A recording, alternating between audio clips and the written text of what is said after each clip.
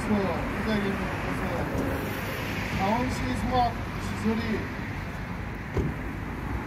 2025년 6월까지 지금 현재 하고 있는 업체가 계약이 만료가 됩니다.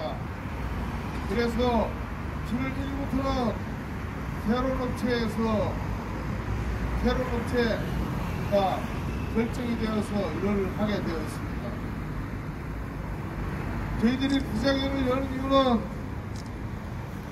기존의 계약 방식이 협상에 의한 계약 체결했는데 뜬금없이 공동입찰제라는 형식으로 계약 방식을 바꾸어서 계약을 하겠다고 얘기 정보를 4월 4일날 했습니다. 그런데 공동입찰 하는 내용을 보면은 한 개는 창원소각장 같은 경우는 200톤 소각로 2개, 즉 400톤을 소각할 수 있는 용량에다가 스팀을 생산합니다.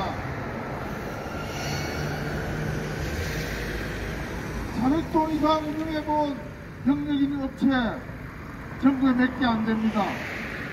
그런데 여기에다가 별도의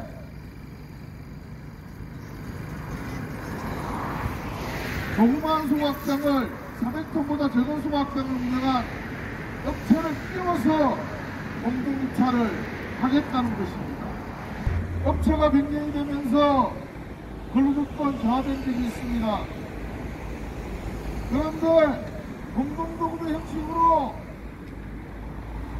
계약을 하게 되면은 필연코 근로조건이 저하되면 물론 이 속에서 협상에 의한 계약의 방식에서 공동입찰되려면은 결국은 최저 낙찰률 87.745%를 낙찰 가액으로 작성한 업체가 당연히 낙찰될 수밖에 없습니다. 결국 과거에 90%에서 95% 그리고 단체협약이나 인터뷰박을 통해서 기존에 보장받았던 근로조건이 저하될 수밖에 없는 것은 필연적 결과입니다. 30년 동안 뼈빠지게 운영해온 노동자들이 무엇을 잘못했습니까? 어떤 책임을 져야 됩니까? 당연히 오히려 근로조건을 개선하고 근로조건을 확대해도 모자랄 판입니다.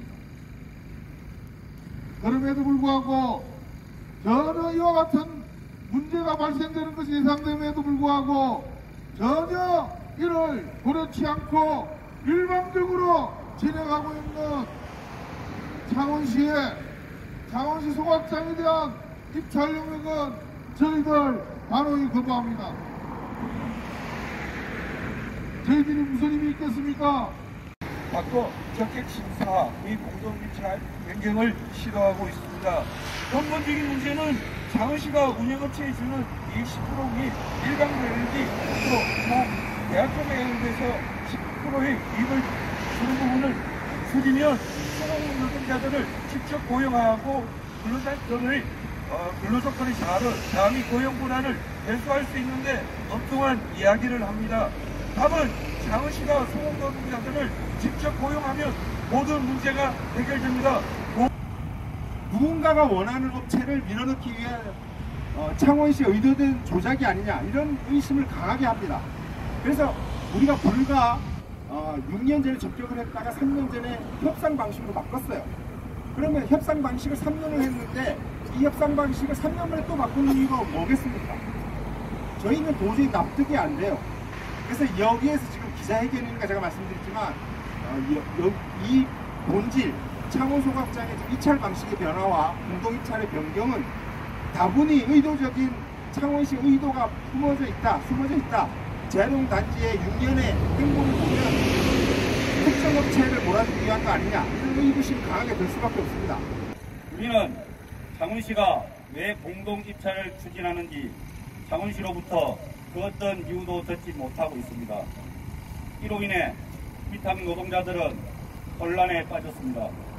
한솥밥 먹던 동료들을 당분간에서 일하면서 사업장의 근무복이 달라야 하고 연차, 근속연수, 퇴직금 등 승계받지 못하고 최저 낙찰로 임금 저하로 생존권마저 위협받고 있습니다.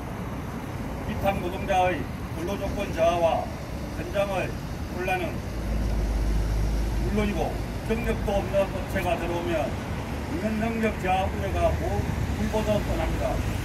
공동입찰 즉각 철회하라. 하나, 창원특례시 현안대행 면담을 요구한다. 하나, 혈세 낭비, 미리온상, 인간위탁 폐기하고 직접 고용 실시하라. 2025년